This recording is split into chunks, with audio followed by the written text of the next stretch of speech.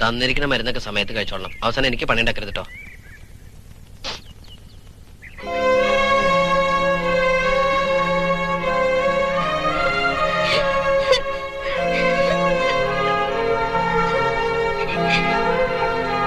ഇവിടെ താമസിക്കുന്നെന്ന് എങ്ങനെയാ മനസ്സിലായേ?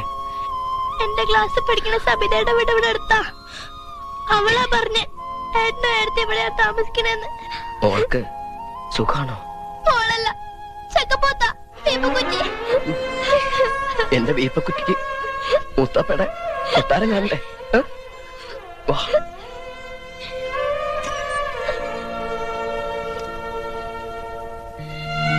ഏട്ടന്റെ വീട്ടിലേക്ക് വരെയല്ലേ? ഏട്ടൻ പോയതിനു ശേഷം അമ്മക്ക് അറിയാത്ത ഒരു ദിവസവും ഇല്ല. ഏടത്തിക്ക് ഇങ്ങ് പറഞ്ഞൂടെ ഏട്ടനോട്? ഏട്ടനില്ലാണ്ട് എനിക്ക് അവിടെ ഒരു രസവും ഇല്ല ഏട്ടാ.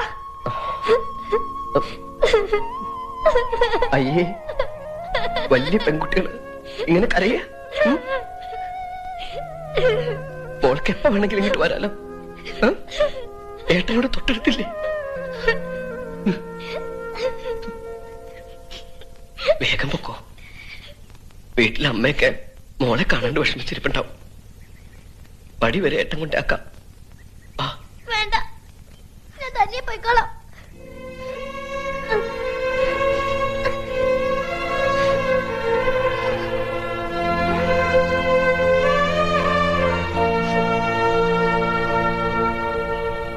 May I come in, sir? Yes, come in. ഓ, മിസ് ഓമനക്കുട്ടൻ ജോയിൻ ചെയ്യാൻ വന്നതായിരിക്കും. അതെ സാർ. ബോണ്ട് കൊണ്ടുവന്നിട്ടുണ്ടോ? അതൊന്നും വേണ്ടെന്നല്ലേ സാറെന്ന് പറഞ്ഞത്? യെസ്, അന്ന് ഞാൻ അങ്ങനെ പറഞ്ഞത് തന്റെ അച്ഛൻ തനിക്ക് ഗ്യാരണ്ടി നിൽക്കുമല്ലോ എന്ന് കരുതിയാണ്. തന്റെ അച്ഛനെ ഞാൻ വിളിച്ച് ചോദിച്ചപ്പോ എനിക്കങ്ങനെ ഒരു മകനേ ഇല്ലെന്നാണ് എന്നോട് പറഞ്ഞത്. എനിക്ക് എന്ത് ചെയ്യാൻ പറ്റും? നമ്പീസിനെ ഇൻസൾട്ട് ചെയ്യാൻ എന്നെ കൊണ്ടാവില്ല. അച്ഛനെ തോൽപ്പിക്കാൻ നടക്കുന്ന മക്കളെ ഞാൻ എൻകറേജ് ചെയ്യില്ല. ഒരു മകൻ എന്ന നിലയ്ക്ക് താനിപ്പോൾ ചെയ്യുന്നത് ഉപദേശമല്ല, ജോലിയാണ് ഞാൻ ചോദിച്ചത്. സ്വന്തം കാലിൽ നിൽക്കുന്ന ജപ്പാനിലെ കുട്ടികളെ കണ്ട് AC മുറിയിലെ കറങ്ങുന്ന കസേരയിലിരുന്ന് കോരി തരിച്ചാൽ മാത്രം പോരെ സാർ. അതിന് ശ്രമിക്കുന്ന കേരളത്തിലെ പിള്ളേരോട് കുറച്ചെങ്കിലും ദയ കാണിക്കണം. വരട്ടെ സാർ. Very brilliant advice. ആരുമില്ല ഇവിടെ?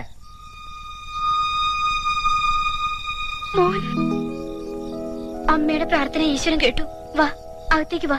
വേണ്ട, ഞാനിവിടെ താമസിക്കാൻ വന്നൊന്നുമല്ല. ഇനി മുറ്റത്ത് കാല് ചവിട്ടില്ല എന്ന് തീരുമാനിച്ചാ ഞാൻ ഈ പടി ഇറങ്ങിയത്. സഹായിച്ചില്ലെങ്കിലും ഉപദ്രവിക്കരുതെന്ന് പറഞ്ഞേക്ക് ഭർത്താവിനോട്. എന്താ നീ പറഞ്ഞേ? ഭർത്താവോ? എന്റെ ഭർത്താവ് നിന്റെ ആരാടാ? ഇപ്പൊ എന്ത് ദ്രോഹം നിന്നോട് അങ്ങനെ ചെയ്തത്? ഓരോരുത്തരുടെ കൈയും കാലും പിടിച്ചിട്ടാ ഞാനൊരു ജോലി ശരിയാക്കിയത്.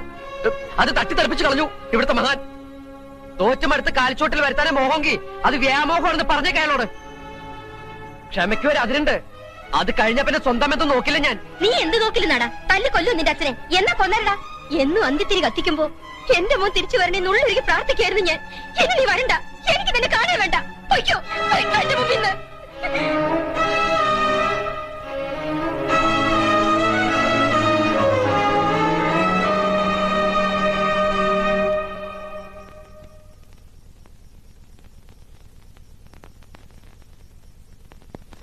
എന്താണ് നിന്റെ അമ്മയുടെ മുഖം വീർത്ത് കെട്ടിയിരിക്കുന്നത്? അമ്മ എത്ര നേരം കരയായിരുന്നു.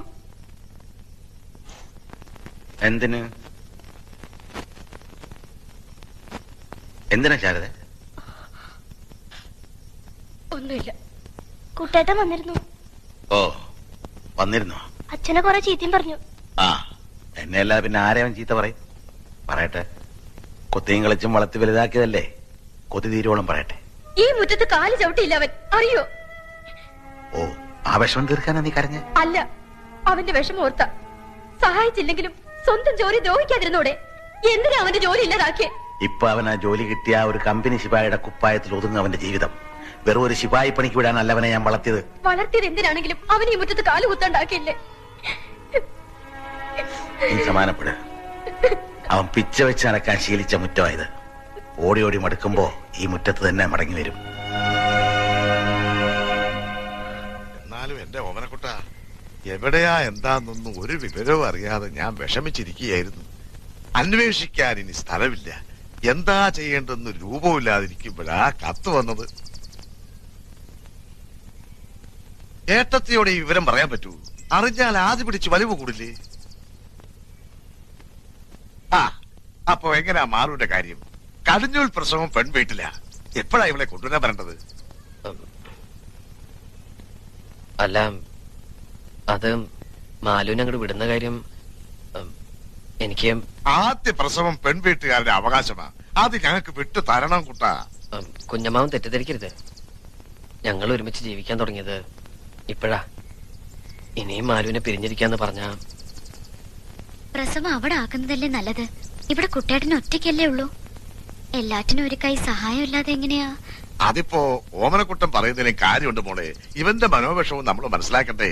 അവിടെയാണെങ്കിൽ അച്ചൂട്ടി ആകെ ഇളകിയിരിക്കുക. ഉത്സവത്തിന് വന്നൊരു ആനയുടെ വലമേ തൂങ്ങി അവൻ കാട്ടിയ പുകില്. ഓ, ഈ വയറ്റുമേലെങ്ങാൻ അവൻ തട്ടുവോ മുട്ടുവോ ചെയ്താൽ എന്റെ ദേവി, ഒരു കണക്കിന് പറഞ്ഞാൽ പ്രസവം ഇവിടെ ആക്കുന്നത് തന്നെയാ നല്ലത്. ആ ഓണം കേറാമൂലേക്കാൾ നല്ല ആശുപത്രിയും ഡാക്ടർമാരും ഒക്കെ ഇവിടെ ഉണ്ടല്ലോ. അല്ലെങ്കിലും ഇന്നത്തെ കാലത്ത് അവരവരുടെ സൗകര്യത്തിലാ കാര്യങ്ങള്. ആചാരവും മര്യാദയൊക്കെ അങ്ങനെ കിടക്കും. അപ്പോ അത് അങ്ങനെ തന്നെ അങ്ങോട്ട് ഉറപ്പിക്കുക. പ്രസവത്തിന്റെ സമയത്ത് ഞങ്ങളൊക്കെ ഇങ്ങോട്ട് വരില്ലേ? പേടിക്കണ്ട, കുഞ്ഞുമാമി ബുദ്ധിമുട്ടിക്കാൻ ഞങ്ങൾ അങ്ങോട്ട് വരില്ല. അയ്യോ, ഞാനതല്ല ഉദ്ദേശിച്ചത്. മനസ്സിലായി. ആ, എന്നാ സമയം കളയാനില്ല, ഞാനിങ്ങനെ ഇറങ്ങിയ.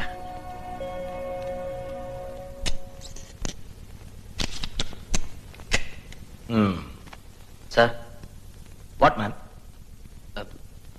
എനിക്ക് കുറച്ച് രൂപയുടെ ആവശ്യമുണ്ടായിരുന്നു. ഒരു 5000 രൂപ.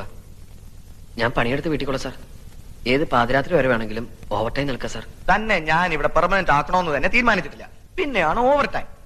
ലുക്ക് ഓമനക്കുട്ടൻ, ലോൺ കൊടുക്കുന്ന ഏർപ്പാടേ എനിക്കില്ല. ചെയ്യുന്ന ജോലിക്ക് ശമ്പളം അങ്ങ് തരും. No bonus, no loan, no gratuity, no pension. You go. Okay Nancy darling.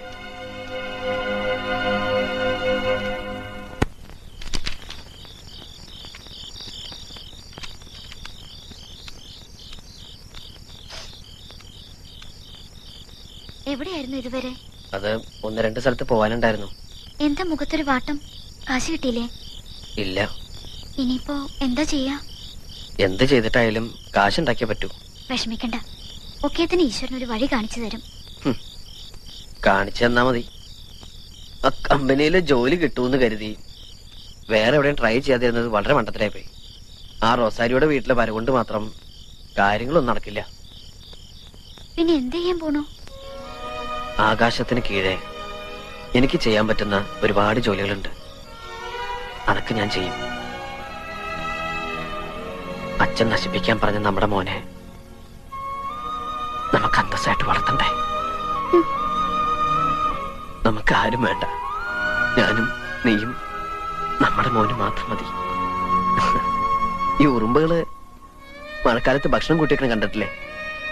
അതുപോലെ നാളെ മുതൽ നമ്മളും നമ്മുടെ മോന് വേണ്ടി പണം ചേർത്ത് വയ്ക്കും. അങ്ങനെ നമ്മൾ ഉറുമ്പുകളാവും. മാലു ഉറുമ്പും കുട്ടനുറുമ്പും.